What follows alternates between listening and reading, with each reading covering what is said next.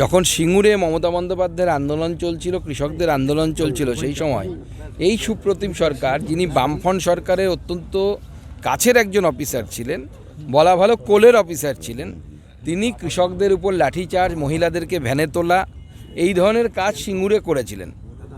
এখন আমরা দেখতে পাচ্ছি সেই সিঙ্গুরকে ল্যাডার বা মই হিসেবে ব্যবহার করা মমতা বন্দ্যোপাধ্যায় এখন সেই সুপ্রতিম সরকারকে নিজের কোলে বসিয়ে নিয়েছেন। মানে সুপ্রতিম সরকার আগে বুদ্ধদেববাবুর কোলে বসে থাকতেন, এখন সুপ্রতিম সরকার আবার চলে এসছেন হচ্ছে মমতা বন্দ্যোপাধ্যায়ের কোলে। বিনীত গোয়েল আবার মূল স্রোতে, কোথাও গিয়ে কি সেই তিলোত্তমা কাণ্ডের প্রভাব নেই বলেই তাকে আবার মূল স্রোতে ফিরিয়ে আনা হলো? দেখুন, বিনীত গোয়েল এমন একজন অফিসার যার বারবার ধর্ষণ কাণ্ডে যার ভূমিকা নিয়ে বারবার প্রশ্ন উঠেছে। কামদুনি কাণ্ডের ইনভেস্টিগেশন তিনি করেছিলেন, সেক্ষেত্রেও উচ্চ আদালতে অভিযুক্তরা ছাড়া পেয়ে গেছে এবং তারপরে এই যে আরজিকর মামলা, তাকে সরাতে বাধ্য হয়েছিলেন মমতা বন্দ্যোপাধ্যায়ের সরকার। তারপরেও তাকে ফিরিয়ে আনা কারণ মমতা বন্দ্যোপাধ্যায়ের প্রতি তার আনকন্ডিশনাল সমর্পণ। এইরকম সমর্পিত টিএমসি ওয়ার্কার খুব কম দেখা যায়। টিএমসি পার্টির পোর্টফোলিও হোল্ডাররা সম্ভবত অতটা সমর্পিত নন যতটা উনি সমর্পিত। কাল রাতে ভবানীপুর নিয়ে মমতা মিটিং করেছেন, 3টি ওয়ার্ড নিয়ে ভীষণ চিন্তিত তিনি। ওনার সমস্ত ভবানীপুর সিট নিয়ে চিন্তা করা উচিত। এবং আমি তো বলবো, ভবানীপুর সিট নিয়ে চিন্তা করছেন কেন, তার কারণ গোটা পশ্চিমবঙ্গ নিয়ে ওনার চিন্তা করা উচিত। সব জায়গাতে খারাপ অবস্থা। না সুকান্ত দা, এক্ষেত্রে তো কলকাতা কর্পোরেশন এলাকায় দেখা গিয়েছিল 24-এর নির্বাচনে বিজেপি অনেক জায়গায় জিতেছিল। অনেক জায়গায় এরকম মার্জিনও রয়েছে যেখানে 1 থেকে 2000 এরকমও সিট রয়েছে, ওয়ার্ড রয়েছে যেখানে 500-রও নিচে। সেই জায়গায় আপনারা এইরকম ওয়ার্ড ধরে ধরে আলাদা করে কোনো কর্মসূচি, কোনো নির্দেশিকা, কোনো কিছু দেখুন, আমাদের সাংগঠনিক স্ট্রাকচারের মধ্যে আমরা পরিবর্তন এনেছি। আমাদের বিজেপিতে আপনারা জানেন জেলার নিচে মণ্ডলের নিচে শক্তি কেন্দ্র কাজ করতে এবং বুথ কাজ করে।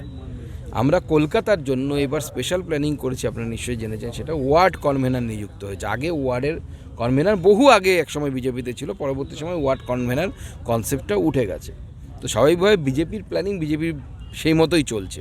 এবং আমরা বলছি যে কলকাতাতে আমাদের যেটাকে রাজনৈতিক ভাষায় প্রেসিডেন্সি জোন বলা হয়, সেই প্রেসিডেন্সি জোনে বিজেপির মাত্র একজন সাংসদ, একজন এমএলএ, সে হচ্ছে ভাটপাড়ার আমাদের পবন সিং।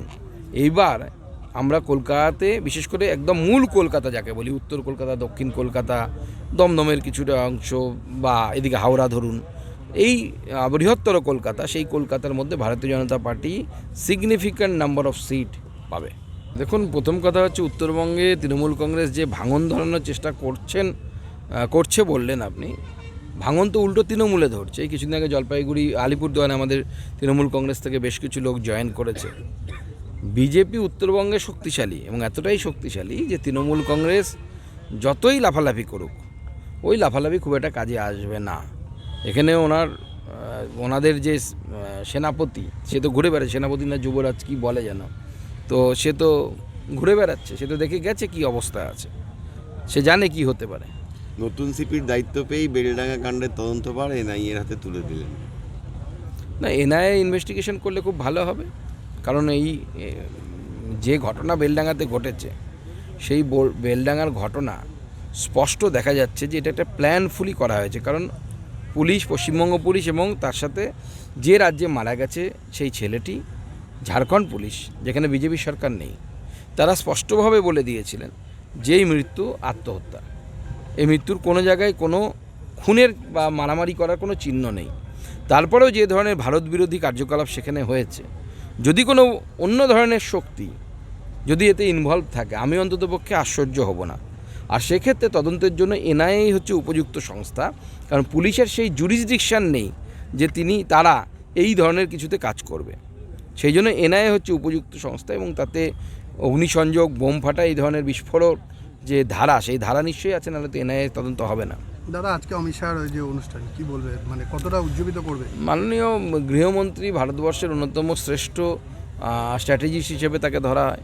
তিনি এলে পরে অবশ্যই আমাদের কার্যকর্তারা উদ্বুদ্ধ হবেন, তিনি পাথেও দেবেন যে আমরা কিভাবে চলবো।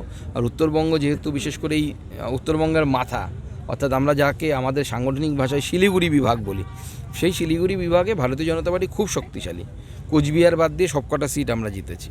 তো স্বাভাবিকভাবে মাননীয় গৃহমন্ত্রী এলে আরও আমরা টকবক করে ফুটবো, আমাদের কার্যকর্তারা নতুন জোশ নিয়ে, নতুন ঊর্জা নিয়ে, নতুন আগ্রহ নিয়ে যাবে।